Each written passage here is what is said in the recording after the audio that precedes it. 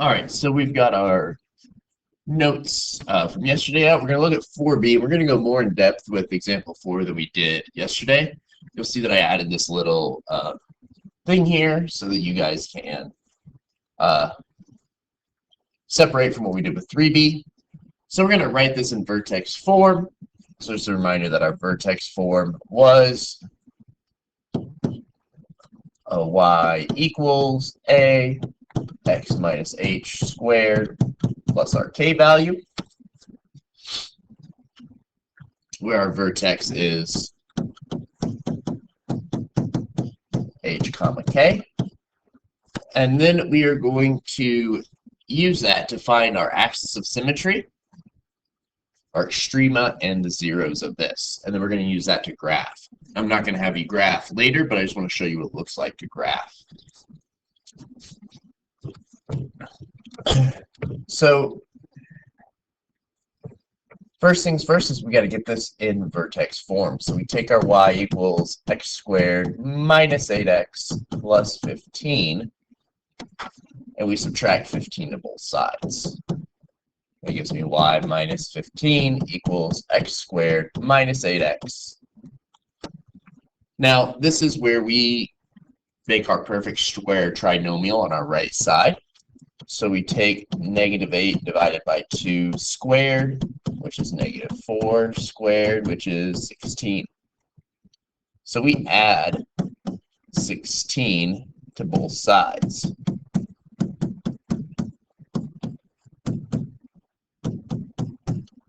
Now, on the left side, we just do negative 15 plus 16, and we get y plus 1.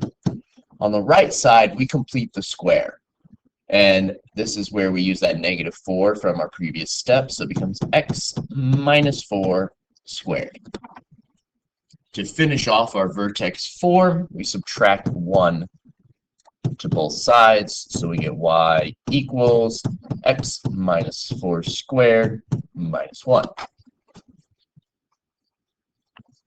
And then from that, we can then find our vertex.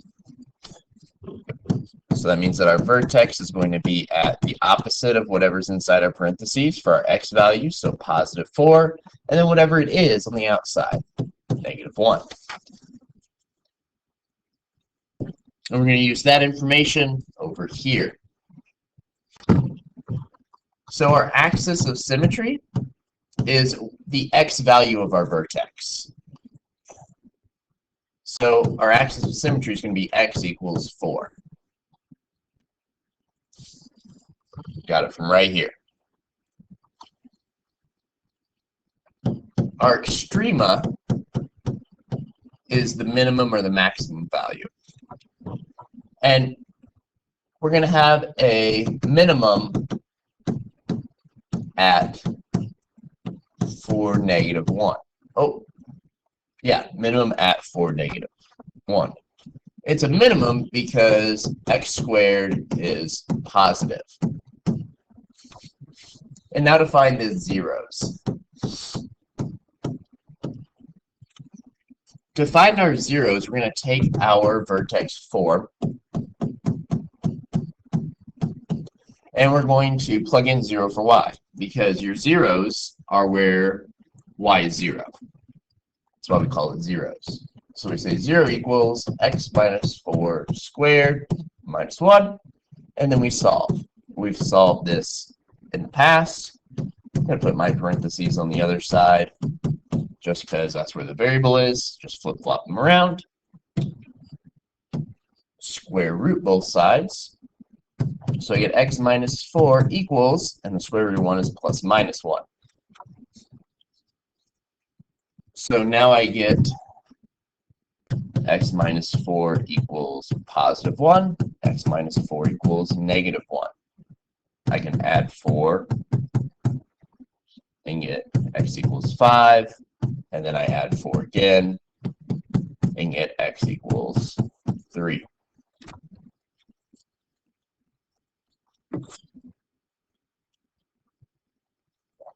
And we're going to use all this information on our graph paper. So your graph paper is on the back of your second page of notes from yesterday. So this is our second page notes. We're doing 4b here. So our axis of symmetry was that x equals 4. Our minimum was at that 4, -1. And then our zeros were at x equals 3 and x equals 5. So we put our minimum on there first, 4, -1, dotted line for our axis of symmetry. And then our zeros are x equals 3 and x equals 5. And what we can do from there is just draw our parabola. Now on the worksheet you're going to be doing in class, a couple things, because there's a lot from yesterday too. So I just want to make sure that I go over some things that are a little bit different. So like 2 here is a little different. So remember that in order to get C is going to be equal to, for this one, we do the -19 divided by 2 squared. You're going to get a decimal. So like you're going to get -9.5 squared.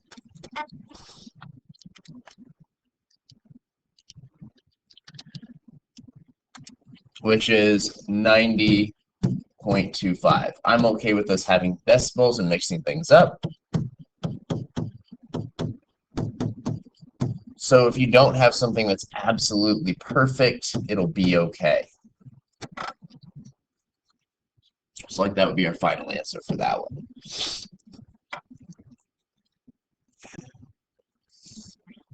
Okay, erase this so I can scroll down.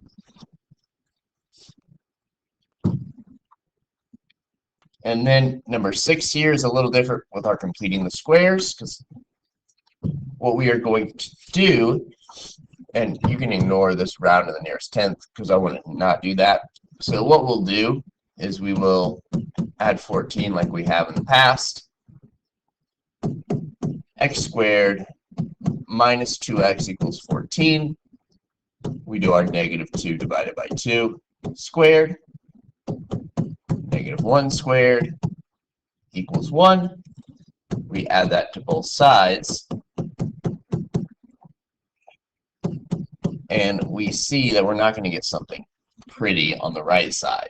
So this becomes that x minus 1 squared from our -1 there. And then this becomes 15. Now, the square root of 15 is not clean.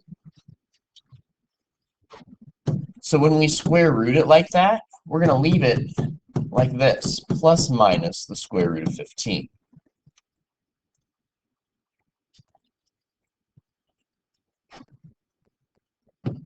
Now we can add 1 to both sides, so we just wind up with x equals 1 plus minus the square root of 15. And that would be our final answer for that. So those are just 2 little things that are different from what we did yesterday. I just want to show you those. So you're able to now go ahead and work on that worksheet.